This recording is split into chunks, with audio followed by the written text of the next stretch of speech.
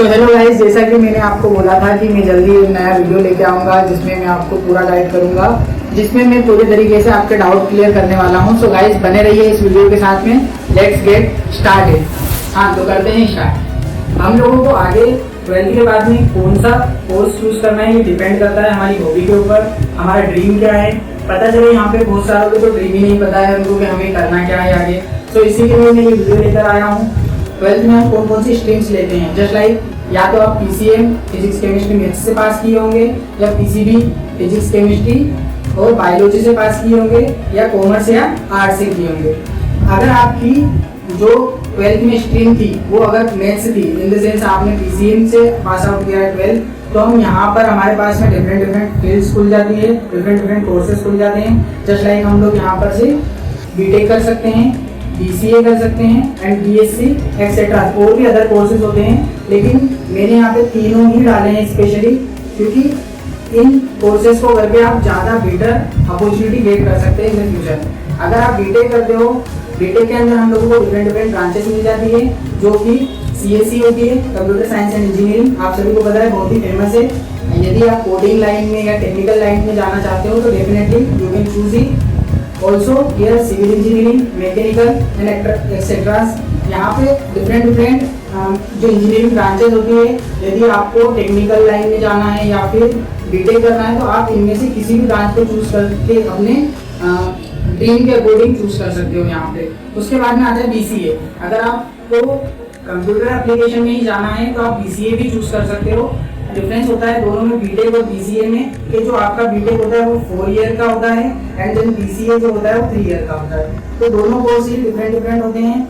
Also you can choose BSc. यदि आप लोग कंप्यूटर एप्लीकेशन में यानी कि कंप्यूटर फील्ड में नहीं जाना चाहते हैं तो यहाँ से आप फिजिक्स के, केमिस्ट्री और मैथमेटिक्स से बीएससी भी कर सकते हो। बैचलर ऑफ साइंस एक नॉर्मल ग्रेजुएशन डिग्री होती है, एक बैचलर डिग्री होती है, जो कि आप आफ्टर 12th पीसीएम से कर सकते हो। अगर आपने पीसीबी यानी फिजिक्स केमिस्ट्री बायोलॉजी चूज किया है तो यहाँ पर भी आपके पास में डिफरेंट कोर्सेज खुल जाते हैं, जैसे कि जस्ट लाइक आप बीएससी कर सकते हो, बीएमएस कर सकते हो, B pharma also you can do.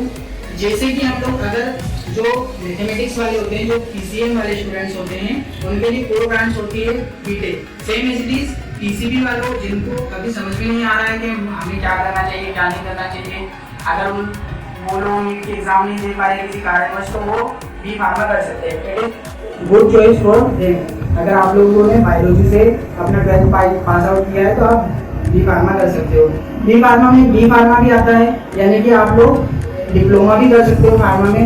इन दोनों में डिफरेंस यही होता है कि जो B pharma bachelor of pharmacy होती है ये 4 ईयर की होती है, same as it is. Diploma जो होता है उसका जो ड्यूरेशन होगा वो कम होगा।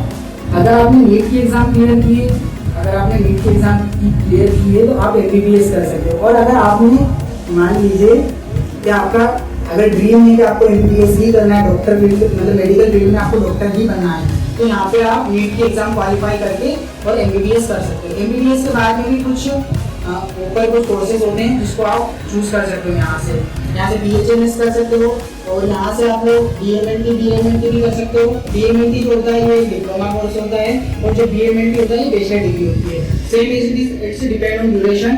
जो बैचलर डिग्री होती है वो 3 इयर्स की होती है, और यहाँ पे जो डीएमएलटी होता है वो मतलब छोटा ड्यूरेशन का कोर्सेज होता है। यदि आपके पास में ज़्यादा टाइम नहीं है, हो सकता है कि कुछ कंडीशंस होती है ऐसी जिसकी वजह से हम आगे ज़्यादा टाइम नहीं दे सकते अपनी बैचलर डिग्री को, तो आप ऑल्सो एक छोटा डिप्लोमा कर सकते हो। यहाँ पे पैरामेडिकल कोर्सेज भी होते हैं कुछ, जो नॉर्मली अगर जैसे लाइक आप कम ड्यूरेशन में करना चाहते हो तो यहाँ पे बहुत सारे पैरामेडिकल कोर्सेज होते हैं, जैसे कि टेक्नीशियन का होता है, लैब टेक्नीशियन होता है, इसी में मेडिकल फील्ड में भी, जो कि कम ड्यूरेशन में ही कंप्लीट हो जाते हैं, और आप बेसिकली हॉस्पिटलाइजेशन में जा सकते हो। एक हॉस्पिटल की जॉब आप इजीली गेट कर सकते हो। यहाँ पे जो बीएससी होता है, अगर आपने स्ट्रीम था आपका 12th में तो बायोलॉजी में आप बीएससी भी कर सकते हो, ठीक है। यहाँ पे बीएससी में भी डिफरेंट अलग अलग ब्रांचेस होती है, जैसे कि जीएनएम कर सकते हो। जीएनएम जो होता है ये जनरल नर्सिंग होता है, और आप जो है नर्सिंग से भी बीएससी कर सकते हो। जो नर्सिंग होता है इसकी भी ड्यूरेशन 4 ईयर की ही होगी, और जो आपका जीएनएम होगा ये 3 ईयर का होगा। Only the duration difference between both, यानी कि इन दोनों में सिर्फ ड्यूरेशन का ही डिफरेंस है।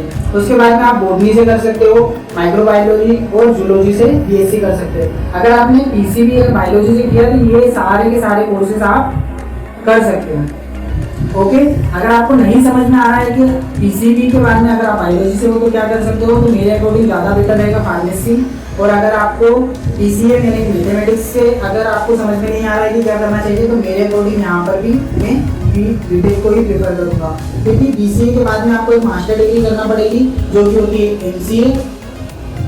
और ये एमसीए जो होती है ये 2 ईयर की एक्स्ट्रा होती है बीसीए के बाद में, जो कि एमसीए इक्वल होता है बीटेक के, यानी कि बीटेक के बराबर एमसीए होता है। तो इससे अच्छा है कि आप बीटेक को प्रेफर करें।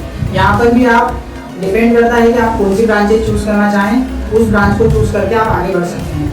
यदि आप कॉमर्स से, आपने अगर कॉमर्स से 12th पास आउट किया है तो यहाँ पे आप बीकॉम कर सकते हो।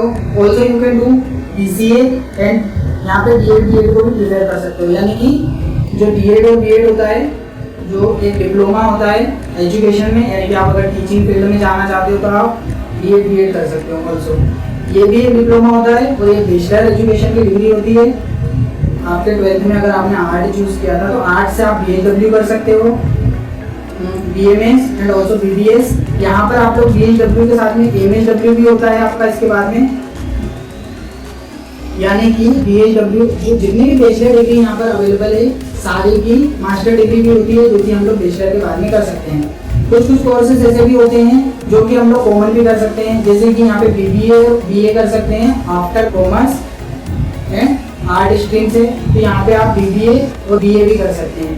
बीबीए और बीए के साथ में आप एलएलबी भी प्लस कर सकते हैं। ये एक एडिशनल सब्जेक्ट होता है जो कि बीबीए के साथ में आप एलएलबी कर सकते हो या फिर बीए के साथ में भी आप एलएलबी कर सकते हो। एलएलबी जो स्पेशल होती है ये बैचलर ऑफ लॉ एक डिग्री होती है, जो कि मोस्टली जो लॉयर होते हैं वो प्रीफर करते हैं और लोगों के लिए होती है। ये डिपेंड करता है गाइस कि आपको ज़्यादा बेटर कौन सा फ्यूचर सिलेक्ट करना है। अगर आप 12th से ही अगर अवेयर नहीं हो इस चीज़ के लिए तो आपको सोचना चाहिए, सिलेक्शन करना चाहिए और उसके बाद में एक बेटर करने ऑप्शन यूज करना। तो गाइस तो मैंने आप लोगों को जैसा कि यहाँ पे ट्रीट किया, जैसे अभी आपको बताया हो तो हम लोग इसमें आंसर चूज कर सकते हैं। और आपको मल्टीपल ऑप्शन चाहिए 12th के बाद में, क्योंकि 12th के बच्चे ऐसा करते हैं कि तो आपको जो है पहले सोचना पड़ेगा, तैयारी करनी पड़ेगी, उसके बाद में आपको अपने करियर के अकॉर्डिंग बेटर कोर्स चूज करना होगा।